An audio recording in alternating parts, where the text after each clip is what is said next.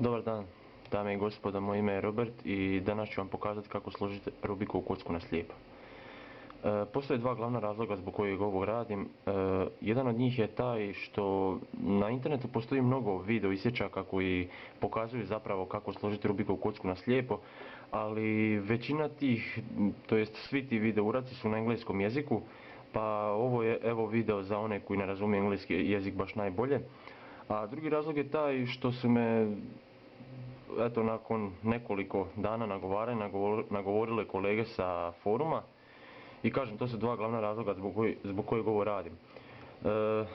Napravit ću mali uvod u ovaj tutorial.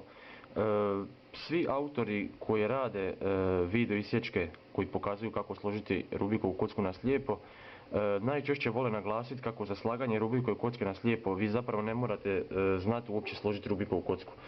I da, to je istina, ali mislim da slaganje Rubikove kocke na slijepo bez prethodnog poznavanja početničke metode i čak nekih naprednijih metoda poput Jessica Friedrich, mislim da to postaje već prava znanstvena fantastika, tako da kažem u ovom videu ja neću objašnjavati osnove. To očekujem da već znate.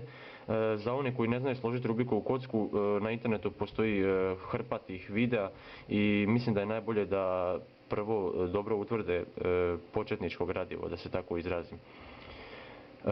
Metoda kojom ćemo danas slagati Rubikovu kocku na slijepo zove se Pohmanova metoda. Ta metoda nije slična ni jednoj drugoj metodi koju možda poznajete.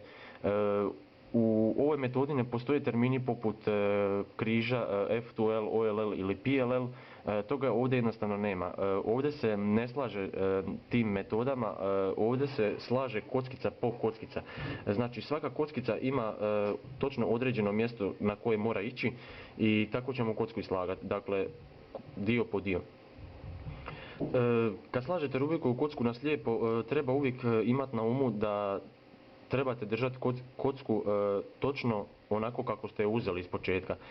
Znači, ja uvijek koristim bijelu na vrhu, narančasto sprijeda i tako ću raditi u ovom videu. Znači, ako vam se slučajno dogodi da vi okrenete za vrijeme slaganja Rubikove kocke na slijepo kocku nekako drugačije, to će uništiti kompletan proces slaganja i kad otvorite oči imat ćete vjerojatno kocku totalno uništenu.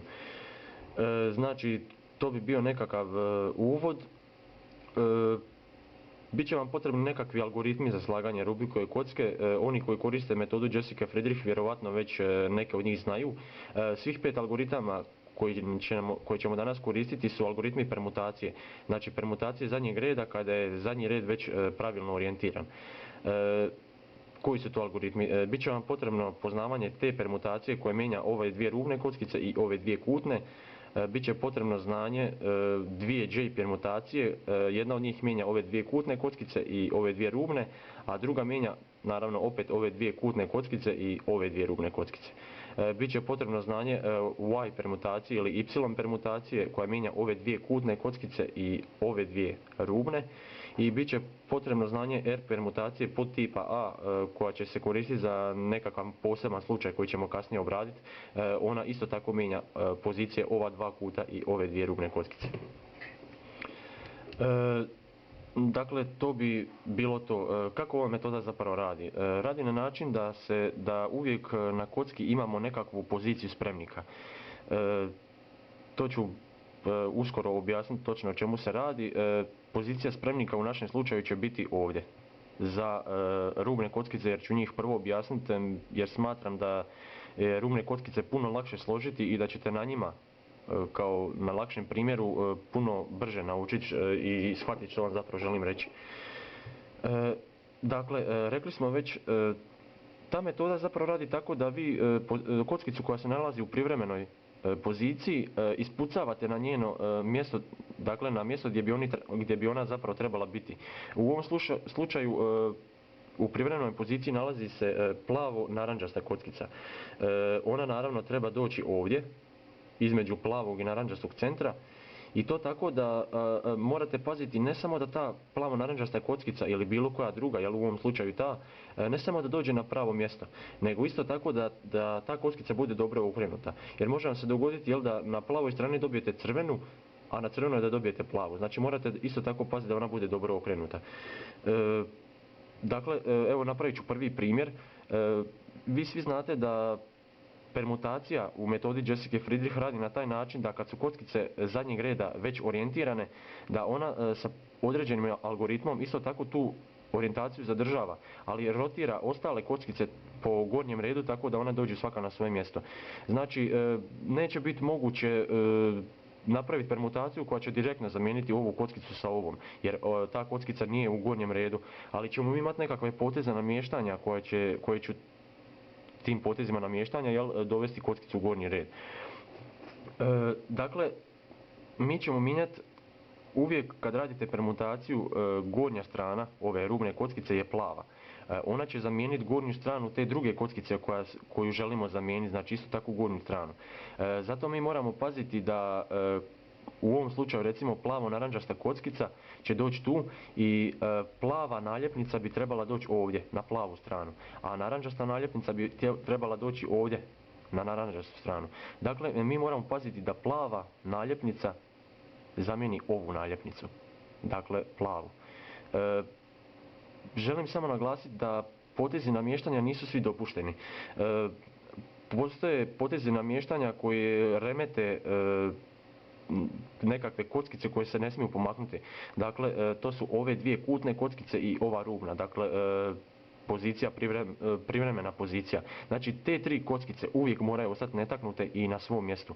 Dakle, nisu dozvoljeni potezi namještanja poput F, right, up i back, jer svaki od tih poteza izbija sa svog mjesta jednu ili sve tri kockice. Dakle, evo pokazat ću sad najbolji primjer. Već smo rekli, dakle, plava mora zamijeniti plavu kockicu. Ispravan potez namještanja u ovom slučaju bio bi, znači naš je zadatak tu kockicu dovesti u gornji red sa što manje poteza namještanja. U ovom slučaju to se može napraviti sa dva poteza, dakle to bi bilo double down inverted i left. Dakle, ta kockica je sad došla gore i napravit ćemo te permutaciju, dakle želimo zamijeniti te dvije kockice i potom vratiti potez namještanja da bi tu kockicu koja će doći ovdje, nakon te permutacije, da bi ona došla na svoje mjesto. Znači, te permutacija.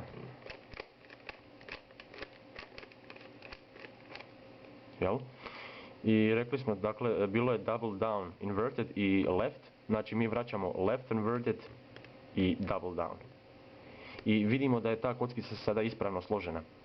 A ona kockica koja je prije bila na tom mjestu se sad nalazi u privremenoj poziciji. I to vam je zapravo cijeli princip slaganja. Dakle, vi uvijek jednu kockicu iz privremene pozicije, ona koja se tu nalazi, izbijate na njeno pravo mjesto, isto tako pravilno okrenuto, a ona koja je došla sa te pozicije tu, nju slažete sljedeću. Dakle, vi kad budete pamtili, nakon što dobijete razbrkanu kocku, vi upamtite kako ona izgleda, ali vidjet ćete kasnije da vi zapravo morate znati samo poziciju kockice koja se nalazi ovdje. Dakle, vi pamtite samo ono što se nalazi ovdje u tom spremniku. Sve ostalo vas u tom trenutku ne zanima. Dakle, vi nećete, kad vas neko pita, daj mi sad reci koja kockica se nalazi tu, vama to nije bitno. Vama je bitno samo da znate koja se kockica ovdje nalazi. Dakle, idemo riješiti sljedeću. Ovo je plavo-bijela kockica. Ona dolazi ovdje, na ovo mjesto. Sad vidite, nije moguće ovdje sad napraviti jednostavno te permutaciju i zamijeniti ove dvije kockice, nego jer će biti krivo orijentirana. Dakle, plava je na vrhu, plava bi u tom slučaju došla ovdje, a bijela bi došla tu. Dakle, bila bi naopako okrenuta. Ovo je zapravo najteži potez namještanja kad ovu kockicu imate u tom slučaju. I to je najviše poteza namještanja što će trebati, to je 3. Sad vi možete, na dva načina se može namjestiti ta kockica, ja ću napraviti onako kako ja radim. Znači, plava mora zamijeniti zelenu, jer je to plava strana. I to ćemo napraviti ovako, dakle left, double down inverted i ponovo left. Evo, zelena je tu. I radimo te permutaciju. Dakle, bilo je left, double down inverted, left. Dakle, idemo L prime,